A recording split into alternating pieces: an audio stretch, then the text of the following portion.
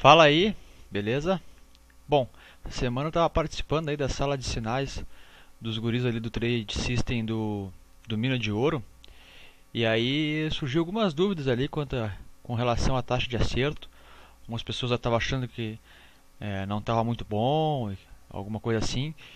E eu acabei comentando, né, que pra mim na verdade estava muito bom, né, porque os guris mantiveram ali uma taxa de 64, 68, 70% de acerto, né?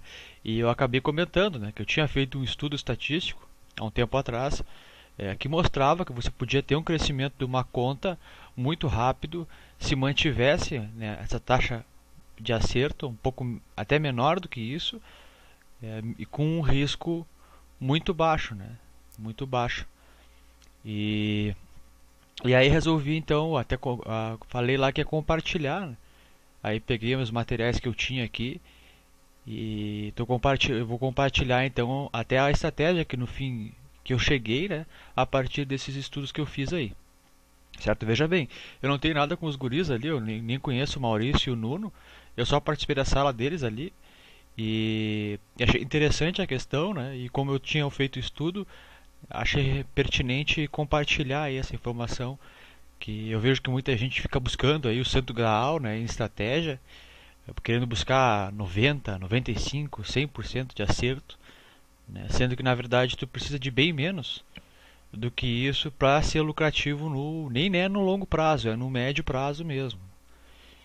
Então, basicamente, os sistemas de apostas que eu testei nesse teste aí foi um sistema simples, que é um percentual da conta, ou seja, a cada aposta vai fazendo 1% da conta, 1% da conta, sempre atualizando.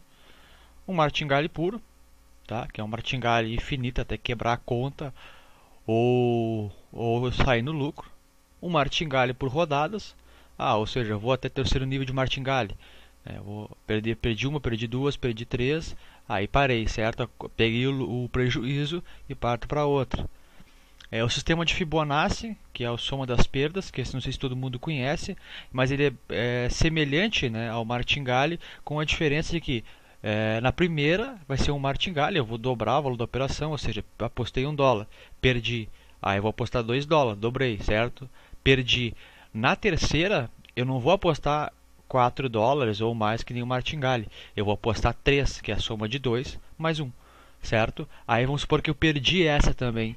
Então eu vou apostar 5, no caso, que é a soma de 3, que foi o que eu perdi, e 2, que é o anterior. Certo? E assim você vai. Só que depois você vai retornando. Por exemplo, se eu ganhei, vamos supor que eu apostei 5, perdi. Aí eu vou apostar 8, né? Que é 5 mais 3. Quando eu ganhar a aposta de 8, eu não vou voltar para o início, que nem no Martingale. Eu vou apostar 3 de novo, certo? Que é o anterior do 5. Você vai ver assim, ele tem uma boa, tem um bom resultado, o Fibonacci, só que ele humanamente falando, ele é mais chatinho de implementar. Tu tem que estar bem atento, né? E durante o dia ali talvez tu te enrede para fazer um pouco essa estratégia aí, mas também pareceu bem interessante, certo? E tá incluído os resultados ali no teste. O critério de Kelly, que acho que esse pouca gente ouve falar, mas ele foi criado por um pesquisador americano, né, para diminuir os ruídos das linhas telefônicas na empresa AT&T. Isso foi mais ou menos na década de 50. E aí ele pegou essa fórmula matemática que ele fez e ele começou a usar. Ele tem vários livros aí que mostra que ele foi expulso de cassinos e tudo. E um dos investidores bem conhecidos que sabe que usa, ou pelo menos uma estratégia baseada no critério de Kelly é o Warren Buffett, né? Que ele usa para a alocação dos ativos dele, ele usa esse critério de Kelly. Não se mostrou muito lucrativo, né, nos meus testes. Não sei se é porque ele é feito para jogos favoráveis, onde quando tu ganha mais do que tu perde. Né? No caso das opções binárias é exatamente o contrário, né? Ou seja, quando a gente ganha sempre menos do que quando a gente perde. Então, ou talvez por isso, ou talvez por desconhecimento meu, mas ele não se mostrou tão lucrativo. E o sistema X, que é a brincadeirinha aí do segredo, que depois eu no final vou mostrar que é uma estratégia bem simples, na verdade, mas que ela se mostrou muito lucrativa e com um risco muito baixo. né? Muito baixo. Basicamente é isso, né? Como é que a gente fez essa simulação? Então, essa simulação foi baseada na simulação de Monte Carlo, que é um método estatístico para isso, para fazer esse tipo de simulações mesmo. E em cada simulação que a gente rodou, pegou mais 5.000 apostas, tá? Se rodou 5.000 vezes e fez 5.000 apostas e se pegou o lucro prejuízo, né, depois de 5.000 apostas em cada método de investimento. Eu rodei mais de 1.000 simulações, tá? Rodei mais de 1.000 simulações. Eu vou incluir depois uma planilha contendo essas 1.000 simulações aí, mas eu rodei bem mais do que 1.000 simulações, né, para cada método, com 5.000 apostas, né? E cada simulação eu iniciava com uma conta de $500. Na verdade não tinha moeda ali, só 500, mas vamos colocar $500 aí para ficar menos teórico. E esse teste foi executado com o software, né? Porque seria muito trabalhoso fazer toda essa simulação aí em planilha do Excel ou coisa desse tipo. Foi um software feito em Python e o link do código está ali na descrição. Se você quiser olhar, compartilhar ou mesmo modificar, sugerir alguma modificação, né, será bem-vindo, certo? Como é que funciona o teste então? Ele pega essas 5.000 apostas e é como se ele rodasse o dado 5.000 vezes. Se o dado caiu com um valor maior do que 3, né, deu win. Se menor do que 3, deu loss, certo? E ele salva essa sequência de win e loss. E em cada iteração, ele mantém a mesma sequência de win e loss. Por quê? Porque para o próximo método, que por exemplo está rodando o método Martingale, certo? Loss, aí, por exemplo, você começou com $1 aqui, loss, aí vai para 2, certo? Aí ganhou, aí volta para o 1 no primeiro, certo? E assim ele vai indo para cada método. Só que nessa iteração, quando ele vai testar o próximo método, por exemplo, o caso do Fibonacci, ele não vai trocar ordens dos loss e do win. Por quê? Porque se eu rodasse de novo os dados, eu poderia favorecer um método ou outro, porque aleatoriamente esse método podia ter menos loss em sequência ou ter mais wins em sequência que favoreceria e distorceria o resultado. Então, para cada iteração é rodado com a mesma sequência de loss e win. Aí, claro, quando trocou a iteração, naquelas 1.000 iterações que tem no teste, aí ele roda o dado de novo 5.000 vezes, salva a sequência de win-loss e roda para cada método. E colhe o resultado, certo? Basicamente esse é o detalhe importante para que não favorecesse nenhum método e tivesse um nível de integridade maior essas informações, tá? O resultado então, aqui basicamente está mostrando aí então, que ele roda da mesma forma, né? O resultado então é essa planilha aí um pouco gigante, certo? Eu deixei ela um pouco melhor aqui, tá? Eu vou comparar essa planilha OB simplificada, esse é o resultado e ele tem bem menos resultados do que aquelas 1.000 iterações, tá? Que é uma planilha gigante lá. Também vou compartilhar ela, eu só preciso gerar ela de novo e aí eu compartilho ela também, tá? Mas aqui já deu para ver alguns resultados muito interessantes mesmo, né? Tem algumas informações bem interessantes aqui, ó. Por exemplo, ó, com 60% de acerto, mesmo tendo 8 perdas em sequência, né, tu tem aí quase meio milhão de dólares, certo? Como isso aqui não é tão relevante, como não é tão constante assim, depende muito da ordem, né, eu acabei sendo mais conservador, certo? Se você for aqui no topo da planilha, aí aqui tem, né, as colunas e tem uma pequena descrição aqui no comentário do que é cada coluna para ficar mais fácil, certo? Mas basicamente é a estratégia aqui que foi rodada, né? Quantos erros, quantos acertos teve, e dá um percentual de acerto e o lucro prejuízo do final, né?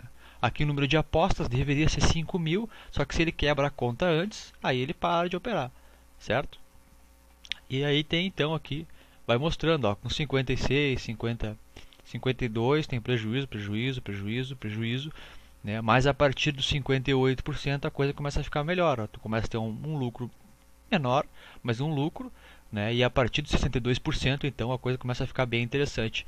Claro que para baixo aqui, ó, principalmente com se tu usar o sistema X ou Fibonacci, o percentual da conta, principalmente 3% aqui, né? Ficam os valores exorbitantes. Só que o sistema também faz as apostas em muito altas. Por exemplo, aqui mais de 5 milhões de apostas, né? Então, eu não coloquei essa limitação. Por quê? Porque matematicamente falando é possível, né? Óbvio que tem a limitação da corretora. Então os resultados mais coerentes são esses aqui, né? Em que tu aposta aí 6 mil, né? 6 mil dólares é um valor que, dependendo da corretora, 24 options, a própria banca de binário, tu consegue fazer isso, né? Mesmo que não seja, né? Mas, enfim, eu me baseei mais ou menos nesses resultados aqui intermediários, certo? Mas, basicamente, mostra aí que não precisa então ter, sei lá, 70, até 70%. Claro, se tiver mais, melhor, né? O crescimento vai ser mais rápido ainda. Mas, mesmo com um percentual não tão alto, né, você consegue ter um bom crescimento da conta. Lembrando que todas essas contas aqui começaram com 500 dólares. 500 dólares, certo? Aqui então tem o percentual da conta que foi usado para cada aposta. Aqui 1%, 3%, né, 2%, certo? Mesmo com 1% você tem valores aí que são fora de série, né? Então vou voltar aqui.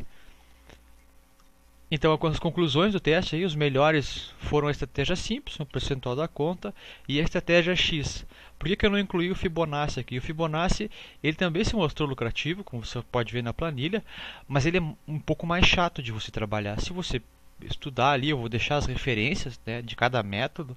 Eu não vou explicar no vídeo aqui cada método, porque senão fica muito extenso. Mas ele se mostrou lucrativo também, só que ele é mais chatinho de implementar. Tem várias etapas ali que tu tem que cuidar, porque quando você vai perdendo, você vai indo, né, incrementando ali essas perdas, somando, e quando você vai ganhando, você não volta para o início que nem no martingale. Você tem que vir diminuindo esses valores aí, e esse detalhe aí que se você não tiver atenção você pode se perder, certo? Mas também foi lucrativo aí. E basicamente é isso, ó, com taxa de acerto menor que 58%, provavelmente, muito provavelmente vai ter prejuízo, certo? Em 5 mil apostas. Com taxa de acerto entre 58% e 62%, você tem grande chance de lucro, pequeno, mas pode ter um prejuízo, né? Mas na maioria dos casos aí, principalmente na estratégia simples e na estratégia X aí, que é a estratégia X, na verdade, é bem simples, eu vou explicar lá ali depois, mas é o percentual da conta, certo? E tu faz um martingale só isso.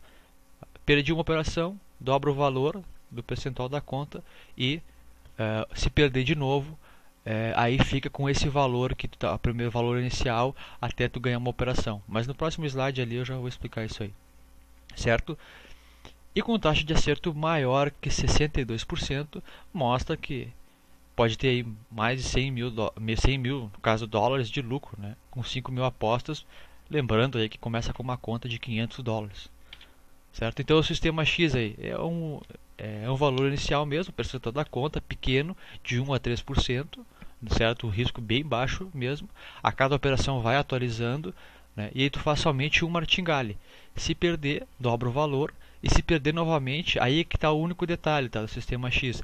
Você volta ao valor inicial, mas você não vai atualizar o percentual da conta até que você ganhe novamente uma operação. Então vamos supor, eu comecei lá com uma conta de 1.000 dólares, certo? Aí pega 1%, 10 dólares. Aí eu fiz 10 dólares, perdi. Vou fazer 20 dólares, perdi. Vamos supor que eu vá perdendo, aí eu vou voltar para os 10 dólares, perdendo. Eu não vou atualizar o percentual da conta, mesmo que chegue, por exemplo, a conta em 900 dólares, né, até que eu ganhe uma operação. Aí eu ganhei uma operação, aí eu paro de investir 10 dólares, pego o percentual da conta, por exemplo, 9, né, 9 pega 900 dólares, 1% vai ser 9 a próxima aposta. E aí sim, então começa a investir 9 e faço o martingale, né? Se perdi, faço 18, né? Se ganhei, beleza. Se ganhou o martingale ali, bota no bolso, né, e atualiza o percentual da conta, tanto para menos quanto para mais, certo? Então o único detalhe do sistema X é isso, tá? E basicamente isso mostra, né, que a pessoa não precisa correr tanto risco e tem um crescimento, para mim pelo menos, incrivelmente satisfatório. Porque com 5.000 apostas aí, por exemplo, do ano 2015 você tem 253 dias úteis, certo? Se você pegar aí 5.000 apostas e dividir por 253, dá mais ou menos 19, né, operações por dia. Pelo menos os guris ali, bem mais que isso, 28, 26 sinais por dia, né?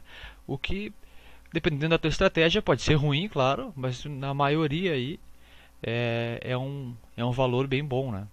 Valor bem bom.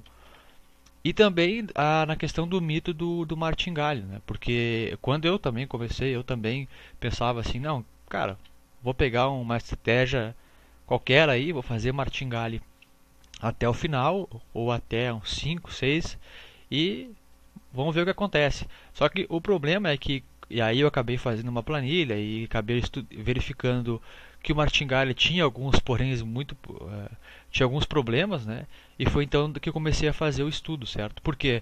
Porque a cada vez que você incrementa o martingale, a soma de perdas que você tem, ela vai se tornando exponencialmente maior.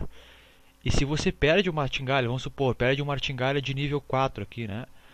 Aqui estou falando começando com 5 dólares só. Imagina quando começar a operar 50, 100 dólares. Se tu perde um martingale de nível 4 aqui, tu perdeu nessa operação 105. Mas a soma das perdas que tu já tem é 155, porque tu perdeu 34 da primeira, 11, né, e o próprio 5. Isso usando um fator de multiplicação 2.1. Tem gente aí que usa 2,5, 2,4, né, os martingale bem mais agressivo. Só que para você recuperar 155 dólares, no caso aqui de perda, você precisa de mais ou menos 43 trades, ganhando aí 72% para recuperar se você perder 155. Vamos supor que você faça um martingale de nível 5, aí já precisa de 134. Um martingale de nível 6, por exemplo, 414. E um martingale de nível 7, aí, cara, é 1.200 trades, certo? Só que nesse caso aqui você nem teria banca para, no caso aqui a simulação é com uma conta de 1.700, nem teria banca, né, para operar. Então esse é o problema do martingale, porque tudo bem, se você tem uma estratégia que garantido não vai dar, por exemplo, seis perdas consecutivas, show de bola. Bota o martingale lá, vai sair no lucro, não vai ter prejuízo, com certeza. O problema é que se você tiver uma perda, aí você precisa de muito tempo para recuperar. Fora, claro, a questão do psicológico, né? Perder um martingale aí de nível 5, 6 não é uma coisa boa. Com certeza abala psicologicamente. Certo? Beleza. Bom, os próximos passos aí, eu vou fazer alguns testes de algumas novas estratégias que eu acabei descobrindo, de Allenberg, do Triângulo de Pascal, martingale reverso, enfim, entre outras, certo? E também li o livro lá, O Andar do Bêbado, que apesar do nome é um livro muito legal sobre estatística e matemática, e nesse livro eu acabei aprendendo que nem em estatística nada é 100%. Como a estatística é uma matemática do mundo real, vamos assim dizer, né, ela já prevê isso, que nada é 100%. Então ela mostra alguns métodos para dizer com quanto por cento de certeza eu posso dar que tais informações são corretas. E é o que eu vou fazer para essas informações que eu mostrei nesse estudo aqui. Quantos por cento de certeza eu posso dizer que com 62% de acerto a gente pega uma conta de 500 dólares e chega em 200 mil dólares, por exemplo, e 5 mil apostas. É basicamente isso. Outra que assim, eu ainda quero conseguir um método em que eu possa chegar pelo menos mais perto dos 50%, ou seja, se a pessoa tiver mais de 50% de acerto, ela já tem um bom lucro, certo?